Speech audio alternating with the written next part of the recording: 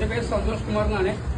ഞാനിങ്ങനെ ലോട്ടറി ടിക്കറ്റൊക്കെ വെച്ചിട്ട് ഇങ്ങനെ ജൂൺ മാസം 2-ാം തീയതിയാണ് ഈ ചൂരക്കോട് അത്താണിയിലേക്ക് എത്തപ്പെട്ടത്. അതിനുശേഷം ഈ ചൂരക്കോടുള്ള എല്ലാവരും എന്നോട് നല്ല രീതിക്കുള്ള സഹകരണം, ടിക്കറ്റ് വിൽക്കാനും അതുപോലെ എന്താ പറയുക, അതുപോലെ ടിക്കറ്റ് മറ്റുള്ളവരെ കൊണ്ട് എടുപ്പിക്കാനൊക്കെ ഇതൊരു പ്രചോദനം നൽകി. അപ്പോൾ ഒരു മാപ്പിളപ്പാട്ടിന്റെ ഒരു 2 വരി. കരയാനും പറയാനും മാനം തുറന്നിരക്കാനും നീയല്ലാതാരുമില്ല കോനേ, എന്റെ കരളിന്റെ ഒരുക്കങ്ങൾ അറിഞ്ഞോ നീ അനുഗ്രഹം ചൊരിയണം നിന്റെ തമ്പുരാനേ.